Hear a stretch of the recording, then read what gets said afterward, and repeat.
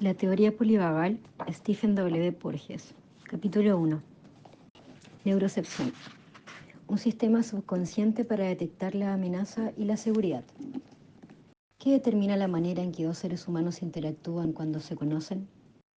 ¿Es esta respuesta inicial producto de un aprendizaje proveniente de la cultura, las experiencias familiares y otros procesos de socialización? ¿O es la expresión de un proceso neurobiológico programado en el ADN de nuestra especie? Si la respuesta tiene una base neurobiológica, existen características específicas en la conducta del otro que activan tanto los sentimientos de seguridad, amor y comodidad como los de peligro. ¿Por qué algunos niños se acurrucan y se adaptan con calidez a los abrazos, mientras que otros se tensan y rechazan por ese mismo gesto? ¿Por qué algunos niños sonríen y conectan de manera activa con los desconocidos, mientras que otros desvían la mirada y se retraen? ¿Resulta el conocimiento de la biología humana de ayuda para entender los disparadores y mecanismos de las conductas durante el desarrollo normal? Si aprendemos cómo las características conductuales activan los circuitos neuronales que facilitan la conducta social, ¿seremos más capaces de ayudar a los niños con graves perturbaciones del desarrollo, como el autismo, a mejorar su conducta social?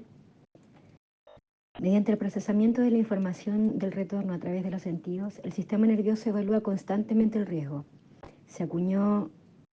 He acuñado el concepto neurocepción para describir el modo en que los circuitos neurales discriminan las situaciones o las personas, si las personas son seguras, peligrosas o suponen una amenaza para la vida. Debido a nuestra herencia como especie, la neurocepción tiene lugar en partes primitivas del cerebro, sin que entre en juego nuestra conciencia consciente. Detectar a una persona como segura o peligrosa activará conductas defensivas o prosociales determinadas neurobiológicamente. Aunque puede que no seamos conscientes del peligro a nivel cognitivo, a nivel neurofisiológico nuestro cuerpo ya ha comenzado una secuencia de procesos neurales que facilitarían conductas adaptativas de defensa como lucha, huida o congelación. El sistema nervioso de un niño o de un adulto puede detectar peligro o amenaza vital cuando entra en un entorno nuevo o se encuentra con un desconocido. A nivel cognitivo no hay razón para asustarse, pero a menudo, incluso aunque entiendan esto, su cuerpo les traiciona. A veces esa traición es privada. Solo ellos son conscientes de que su corazón late con rapidez y se contrae con tanta fuerza que empiezan a tambalearse. En otros casos, la respuesta más obvia puede, en otros casos la respuesta es más obvia. Puede que tiemblen, es posible que se sonrojen o que empiecen a sudarle las manos y la frente. Otros pueden llegar incluso a palidecer, marearse y sentir que se van a desmayar de un momento a otro. Este proceso de neurocepción explicaría por qué un bebé balbucea en presencia de un cuidador familiar, pero llora cuando se acerca a un desconocido, o por qué un niño disfruta del suave abrazo de su padre, pero interpreta el mismo gesto de un extraño como una agresión. Podemos ver cómo funciona el proceso cuando dos niños se encuentran en la arena de un parque infantil. Pueden decidir que la situación y el otro son seguros si la arena es territorio familiar, si sus cubos y palas tienen más o menos el mismo atractivo y si ellos, los niños, son de un tamaño similar. Puede que entonces expresen conductas de implicación social positivas. En otras palabras, puede que empiecen a jugar. La amabilidad es algo que ocurre de manera espontánea cuando nuestra neurocepción detecta seguridad y promueve estados fisiológicos que facilitan la conducta social. Sin embargo, dicha conducta prosocial no tendrá lugar cuando nuestra neurocepción interpreta erróneamente las claves del entorno y activa estados fisiológicos que facilitan estrategias defensivas. Después de todo, la amabilidad no es una conducta adecuada ni adaptativa en situaciones peligrosas o amenazadoras. En estas situaciones, los humanos, al igual que otros mamíferos, reaccionan con sistemas de defensa más primitivos. Para crear relaciones, los humanos han de suavizar estas reacciones defensivas frente a conectar, apegarse y formar lazos sociales duraderos. Los humanos tienen sistemas neuroconductuales adaptativos, tanto para conductas prosociales como para las defensivas.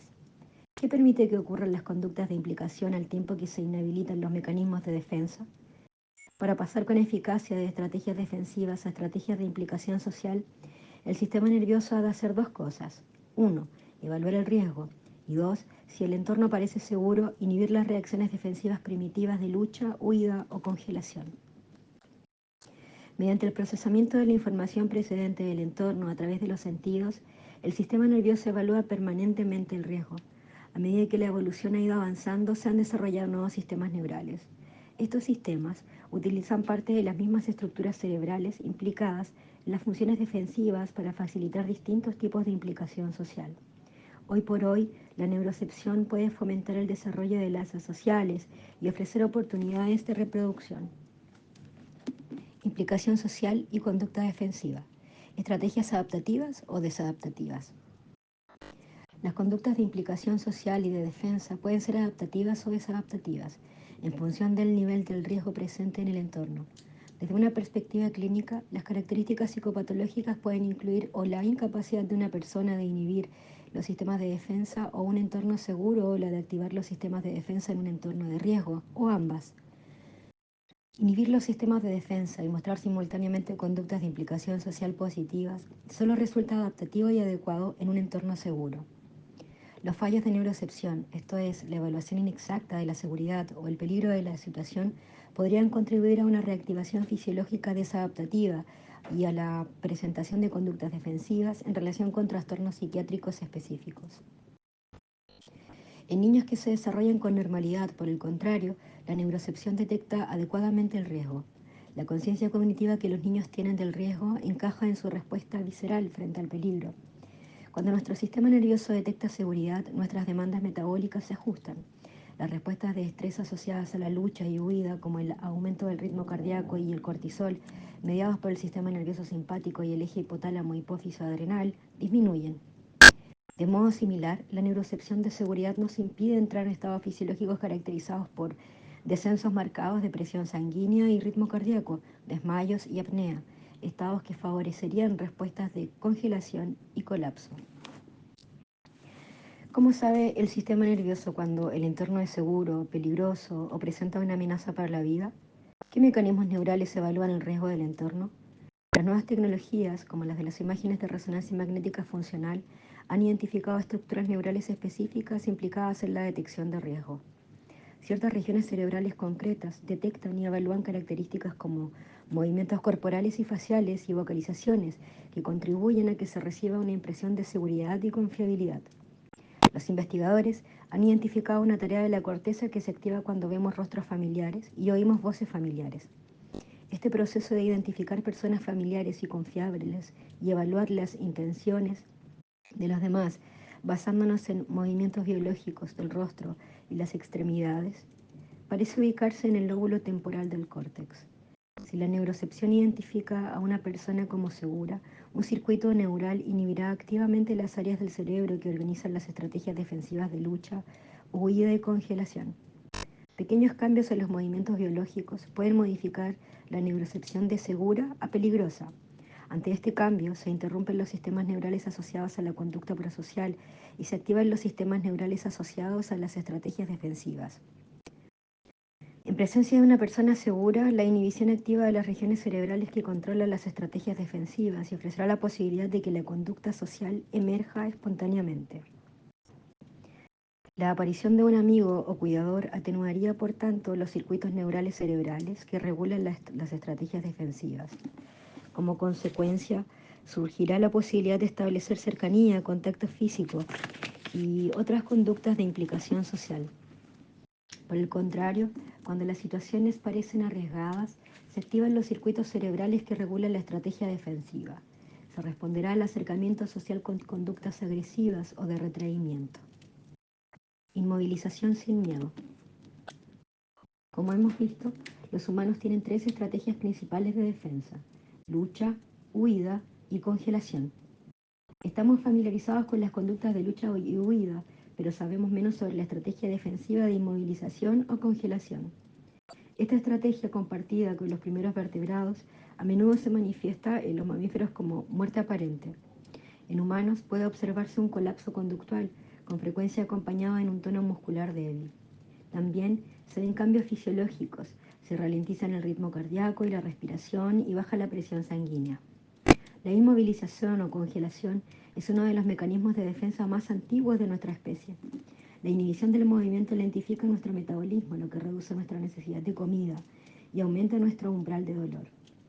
Pero además de congelarnos como defensa, los mamíferos nos inmovilizamos para actividades prosociales básicas, incluidas la concepción, el nacimiento, la lactancia y el establecimiento de lazos sociales. Por ejemplo, al amamantar a su bebé, la madre debe restringir sus movimientos. Cuando un niño recibe un abrazo, se encuentra funcionalmente inmovilizado. Las conductas reproductivas también implican un cierto grado de inmovilización. Sin embargo, la inmovilización con miedo genera cambios fisiológicos profundos y potencialmente letales. Por ejemplo, ralentización extrema del ritmo cardíaco, cese de la respiración y caída de la respiración de la presión sanguínea. A lo largo del proceso de la evolución, los circuitos neurales del cerebro que inicialmente estaban implicados en las conductas de congelación fueron modificándose para servir a las necesidades sociales más íntimas. Con el tiempo, estas estructuras cerebrales desarrollaron receptores de un neuropéptido conocido como oxitocina. Se libera oxitocina en el cerebro durante los procesos de nacimiento y lactancia y también durante las actividades que ayudan a establecer vínculos sociales. Por tanto, cuando tenemos la sensación de que nuestro entorno es seguro, la liberación de oxitocina nos permite sentirnos confrontados por un abrazo sin miedo. Pero si nuestro sistema nervioso identifica a alguien como peligroso, aunque pueda liberarse oxitocina, lucharemos contra un intento de abrazo. Implicación social. El preámbulo del vínculo social. Para desarrollar un vínculo social no es suficiente con inhibir los sistemas de defensa. Las personas también deben estar físicamente próximas. Esto es cierto tanto si son una madre y su bebé estableciendo una relación de apego como dos adultos formando lazos sociales. Hoy, por supuesto, hay por supuesto grandes diferencias entre los contextos en los que se establecen el apego entre madre e hijo y los vínculos sociales entre compañeros reproductivos. Pensemos en la movilidad, por ejemplo. Debido a un desarrollo neural inmaduro, el bebé tiene una capacidad limitada para desplazarse hacia la madre o alejarse de ella. Por el contrario, dos adultos que pueden convertirse en compañeros reproductivos probablemente tengan repertorios conductuales similares. Si la creación de vínculos sociales dependiese de las conductas motoras voluntarias, el recién nacido humano estaría en franca desventaja. La regulación neural de las vías motoras de la espina dorsal no ha madurado por completo al nacer y tardará varios años en desarrollarse del todo. Afortunadamente, la implicación social no depende de lo bien que podemos regular las extremidades y mover el cuerpo. El movimiento voluntario de las extremidades y el tronco requiere de vías neurales que enlacen el córtex con los nervios de la espina dorsal, las vías córtico-espinales. La implicación social depende más bien de lo capaces que seamos de regular los músculos de la cara y la cabeza mediante las vías que enlazan la corteza con el tronco cerebral, las vías córtico-vulvares. Estos son los músculos que dan expresión al rostro, nos permiten gesticular con la cabeza, entonar la voz y dirigir las voces humanas de los sonidos de fondo. Distinguir las voces humanas de los sonidos de fondo. Las vías córtico-espinales hacia los nervios de la espina dorsal regulan los músculos que controlan el tronco y las extremidades. Las vías córtico-vulvares hacia los nervios craneales regulan los músculos de la cara y la cabeza. Las vías neurales desde el córtex a estos nervios córtico-vulvares están lo suficientemente mielinizadas al nacer como para permitir que el bebé envíe señales al cuidador mediante la vocalización y los gestos y se implique en los aspectos sociales y vitales del mundo mediante la mirada, la sonrisa y la succión. La regulación neural de los músculos de la cara y la cabeza influye en cómo la persona percibe la conducta de implicación de los demás. Más concretamente, esta regulación neural puede reducir la distancia social y permitir a los humanos, incluidos los bebés, 1. Hacer contacto visual. 2. Vocalizar con una inflexión y un ritmo atractivos. 3. Mostrar expresiones faciales contingentes. Y 4. Modular los músculos del oído medio para distinguir la voz humana de los sonidos de fondo de manera más eficiente. Por otro lado, cuando se reduce el tono de estos músculos, lo que ocurre espontáneamente en respuesta a la neurocepción del peligro o amenaza vital en el medio externo, por ejemplo, persona o situación peligrosa, o interno, por ejemplo, fiebre, dolor o enfermedad física, se cierran los párpados, se pierde la inflexión de la voz, se reducen las expresiones faciales positivas, la conciencia del sonido de la voz humana se hace menos fina y se reduce la sensibilidad hacia las conductas de implicación social de los demás. Es importante recordar que la neurocepción del peligro o la amenaza vital puede producirse respecto al medio externo. Por ejemplo, una persona o situación peligrosas, o el medio interno, por ejemplo, fiebre, dolor o enfermedad física. Incluso una expresión facial plana, más que enfadada, puede provocar una neurocepción de peligro o miedo e interrumpir el desarrollo de conexiones sociales normales, espontáneas, interactivas y recíprocas. Por ejemplo, el afecto plano de un progenitor deprimido o el afecto plano de un niño enfermo pueden activar una espiral transaccional que resulta en una regulación emocional comprometida y una implicación social espontánea limitada. La teoría polivagal. 3 circuitos neurales que regulan la reactividad. ¿De dónde provienen los intrincados sistemas neuroconductuales para las conductas prosociales y defensivas del ser humano? Como hemos sugerido anteriormente, los mamíferos, incluidos los humanos, deben diferenciar al amigo del enemigo, evaluar la seguridad del entorno y comunicarse con su unidad social. Según la teoría polivagal, véase capítulos 2, 5, 10 y 11, Porges 2001, los mamíferos, especialmente los primates, han desarrollado estructuras cerebrales que regulan las conductas tanto sociales como defensivas. En otras palabras, las fuerzas de la evolución han moldeado tanto la fisiología como la conducta humana. A medida que el sistema nervioso vertebrado se ha ido haciendo más complejo durante el transcurso de la evolución, su repertorio afectivo y conductual se ha ido expandiendo. El producto de este proceso filogenético es un sistema nervioso que ofrece a los seres humanos la capacidad de expresar emociones, comunicarse y regular sus estados corporales y conductuales. La teoría polivagal conecta la evolución de la regulación neural del corazón con la experiencia afectiva. La expresión emocional, los gestos faciales, la comunicación vocal y la conducta social, todas ellas sensibles a la conducta de los demás. La teoría señala que el control neural del corazón está conectado neuroanatómicamente con el control neural de los músculos de la cara y la cabeza. La teoría polivagal describe 3 etapas en el desarrollo del sistema nervioso autónomo de los mamíferos. Cada una de las principales estrategias conductuales adaptativas se basa en un circuito neural específico que involucra a los sistemas nerviosos autónomos. Nervioso autónomo. 1. Inmovilización. Muerte aparente, colapso conductual. El componente más primitivo compartido con la mayor parte de los vertebrados. Depende de la rama más antigua del nervio vago, una porción no mielinizada que se origina en la región del tronco cerebral conocida como núcleo motor dorsal del vago. 2. Movilización. Conductas de lucha o huida.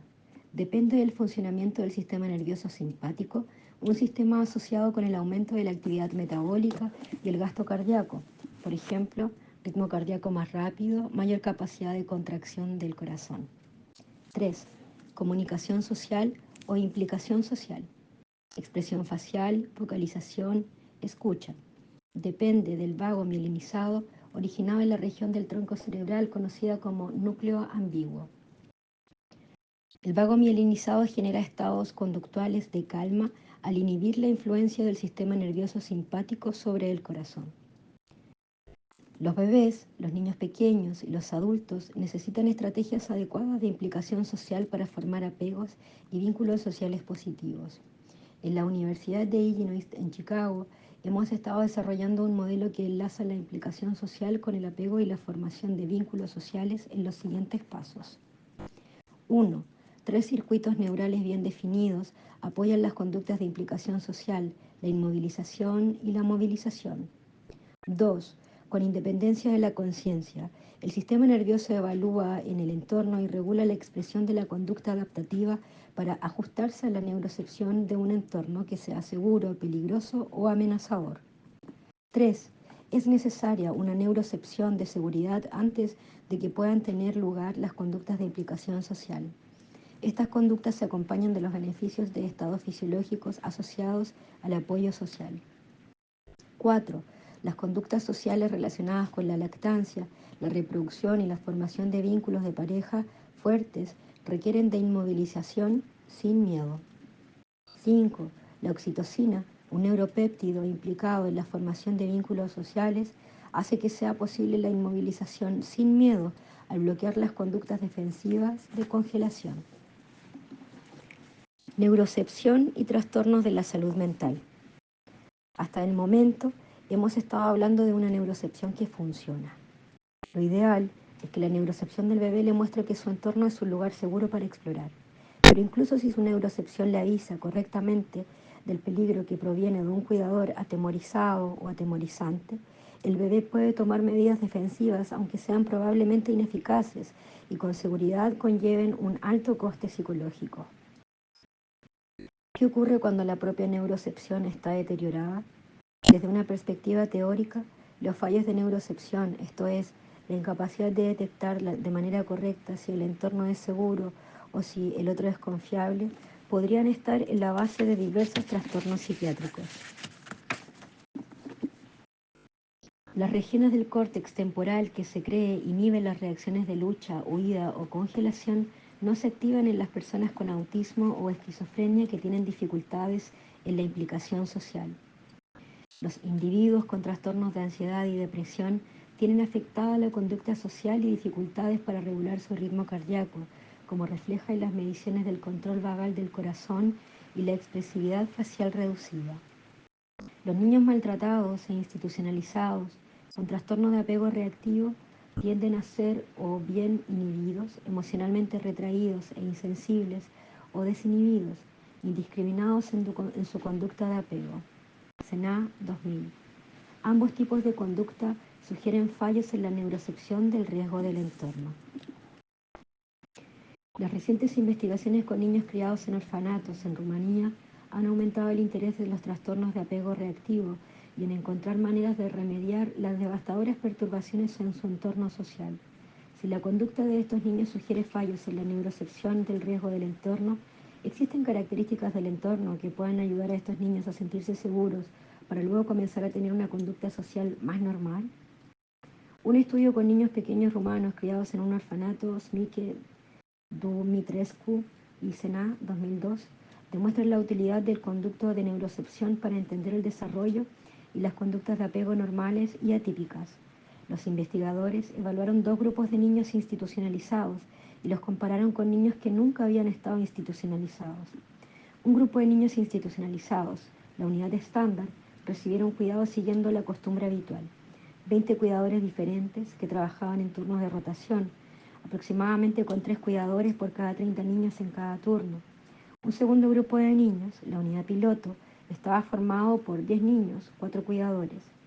Si aplicamos nuestro concepto de neurocepción a este estudio, podríamos plantear la hipótesis de que los cuidadores familiares serían fundamentales para la neurocepción de seguridad de los niños, lo que sería a su vez esencial para promover una conducta social apropiada. Específicamente la capacidad del niño para reconocer la cara, la voz y los movimientos del cuidador, características que distinguen a una persona segura y confiable. Deberían poner en marcha el proceso de reducir la activación del sistema límbico y permitir el funcionamiento del sistema de implicación social. Los datos del estudio de Smike 2002 respaldan nuestra hipótesis. A mayor número de cuidadores con los que los niños tenían que estar en contacto, mayor era la incidencia de trastorno de apego reactivo entre estos niños. Los niños de la unidad estándar tenían más posibilidades que los otros dos grupos de sufrir un trastorno de apego reactivo. En algunos indicadores del trastorno de apego reactivo, los niños del grupo piloto no diferían de aquello que nunca habían sido institucionalizados. Estos resultados sugieren que, una vez que entendamos las características contextuales y sociales que inhiben los circuitos neurales que medían en las estrategias conductuales defensivas, podemos optimizar el desarrollo de conducta prosocial.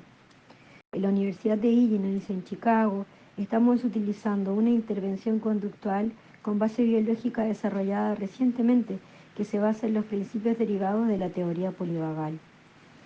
Estamos probando este enfoque con niños autistas e individuos con problemas de lenguaje y comunicación social. Nuestro modelo asume que en muchos niños con déficit de comunicación social, incluidos aquellos con diagnóstico de autismo, el sistema de implicación social está intacto, tanto a nivel neuroanatómico como neurofisiológico. Aún así, estos niños no se implican en conductas prosociales voluntarias.